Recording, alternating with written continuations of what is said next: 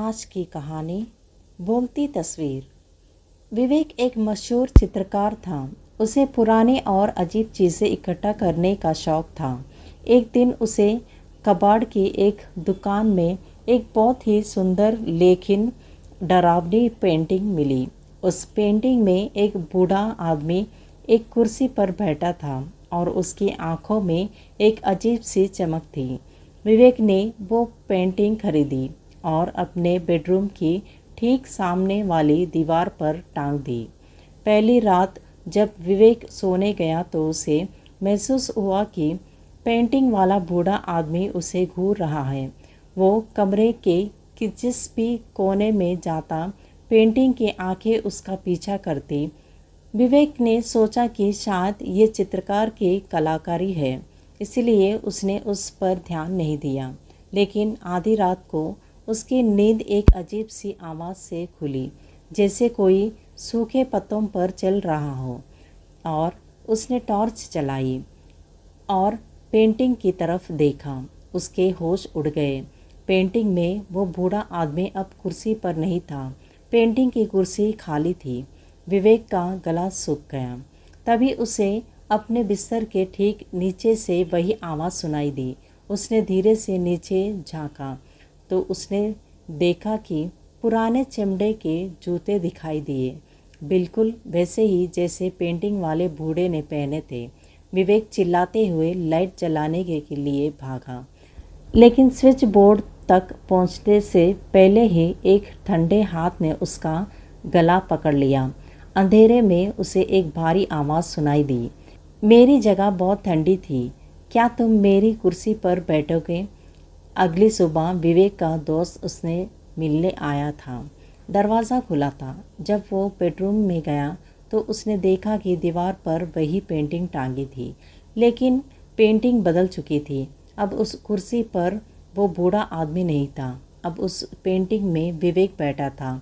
उसके चेहरे पर खौफ था और वो मदद के लिए अपना हाथ पेंटिंग के फ्रेम से बाहर निकालने की कोशिश कर रहा था, और कमरे के कोने में वो बूढ़ा आदमी विवेक के कपड़े पहन खड़ा था।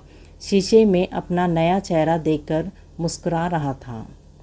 क्या विवेक उस पेंटिंग की दुनिया से बाहर निकल पाएगा, या वो हमेशा के लिए रंगों और कैनवास के बीच कैद होकर रह जाएगा? विवेक अब उस कैनवास के अंदर कैद हो चुका था। उसके लिए दुनिया अब दो आयामी हो गई थी। वो बाहर की दुनिया को देख तो सकता था, लेकिन कुछ बोल नहीं पा रहा था।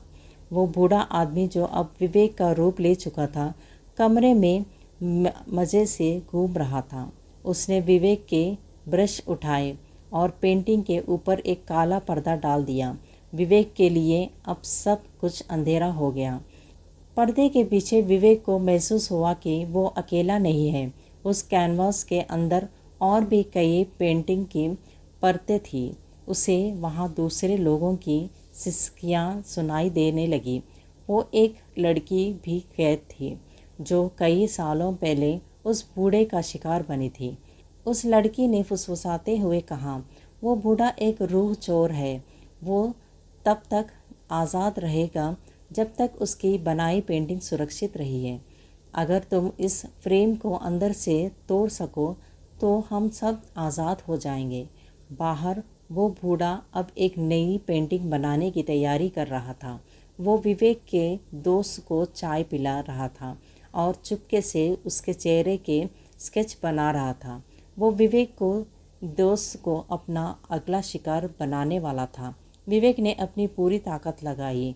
उसने कैनवास की सतह पर अपने नाखूनों से खरोंचना शुरू की।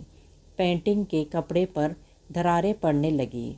अचानक बूढ़े को महसूस हुआ कि दीवार पर टांगी पेंटिंग हिल रही है। उसने गुस्से में पर्दा हटाया। उसने देखा कि विवेक का हाथ पेंटिंग के रंगों को छीकर हकीकत में बाहर निकलने की कोशिश कर रहा था। बूढ़े ने एक जलती हुई मोमबत्ती उठाई और पेंटिंग के कोने में आग लगाने की कोशिश की। अगर तुम बाहर आओगे तो मैं तुम्हें जलाकर राख कर दूंगा, वो चिल्लाया। पेंटिंग के अंदर आग की लपटें विवेक के पैरों तक पहुंचने लगी। विवेक के पास सिर्फ कुछ ही सेकंड बचे थे। या तो वो जलकर मर जाता या फिर उसे कुछ ऐसा करना था जिससे वो बूढ़ा वापस अपनी जगह पहुंच जाए। विवेक ने देखा कि पास ही मेज़ पर एक आईना रखा था। उसने पेंटिंग के अंदर से ही अपनी पूरी जान लगाकर फ्रेम को हिलाया, जिससे वो पेंटिंग दीवार से गिरकर सीधे उस आईने के सामने आ गई। जैसे ही बूढ़े की नज़र अपनी ही बनाई पेंटिंग जिसमें विवेक कैद था और आईने पर एक साथ पड़ी, एक भयानक जादू शुरू हुआ। आईने ने बूढ़े की असली शक्ल दिखा दी, वही खौफनाक और सड़ा हुआ बूढ़ा। क्या वो बूढ़ा वापस पेंटिंग के अंदर खींच जाएगा या विवेक उस आग में जलकर हमेशा के लिए ख़त्म हो जाएगा? जैसे ही उस बूढ़े की नज़र आईने में पड़ी, आईने की ताकत ने उसे उसके असली रूप में कैद करना शुरू कर दिया। वो विवेक के शरीर को छोड़ अपनी पुरानी सड़ी गली शक्ल में वापस आने लगा। पेंटिंग में लगी आग तेज़ी से बढ़ रही थी। विवेक को महसूस हो रहा था कि कैनवास की गर्मी उसकी खाल को जला रही थी। दूसरी तरफ वो बूढ़ा आदमी ज़ोर ज़ोर से चीख रहा था, क्योंकि आईने की सच्चाई उसे वापस फ्रेम की ओर खींच रही थी। हवा में रंगों और धुएं का एक बवंडर उठा। बूढ़ा आदमी चिल्लाया, मैं वापस उस अंधेरे में नहीं जाऊंगा। उसने विवेक के हाथ को पकड़कर उसे वापस खींचने की कोशिश की, लेकिन विवेक ने अपनी पूरी ताकत लगाकर बूढ़े को धक्का दिया। जैसे ही बूढ़े आदमी कैनवास से टकराया, विवेक को ऐसा महसूस हुआ जैसे उसे किसी ने ठंडे पानी में डुबो दिया हो। एक जोरदार धमाका हुआ और विवेक फर्श पर आ गिरा। उसने लंबी सांस ली। वो वापस अपनी असली दुनिया में था। विवेक ने देखा कि वो पेंटिंग अब पूरी तरह जल चुकी थी। फर्श पर सिर्फ काली रकम बिखरी पड़ी थी। आग बुझ चुकी थी। लेकिन अजीब बात यह थी कि कमरे की किसी और चीज़ को आंच तक नहीं आई थी। विवेक का दोस्त जो बाहर चाय बना रहा था, दौड़कर कमरे में आया। विवेक, क्या हुआ? ये धमाका कैसा था? विवेक ने राहत की सांस ली और कहा, कुछ नहीं यार, बस एक पुरानी चीज़ को ठिकाने लगाया है। विवेक ने कसम खा ली कि वो अब कभी पुरानी पेंटिंग्स नहीं खरीदेंगे। उसने अपना ब्रश और कैनवास भी हटा दिया।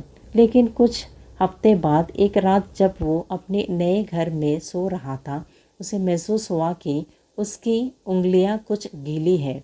उसने लाइट जलाई तो देखा कि उसके हाथ काले और लाल पेंट से सने हुए थे। उसने घबराकर अपने बेडरूम के खाली दीवार की तरफ देखा। वहाँ कोई पेंटिंग नहीं थी, लेकिन दीवार के प्लास्टर के अंदर से धीरे धीरे वही चेहरा उभर रहा था। उस बूढ़े आदमी की मुस्कुराती हुई आंखें और दीवारें के नीचे फर्श पर ताज़ा रंगों की बूंदें टपक रही थी। कलाकार मर सकता है, लेकिन उसकी कला कभी नहीं मरती, खासकर तब जब उसने उसमें अपनी रूह डाल दी हो। यही इस कहानी का अंत है।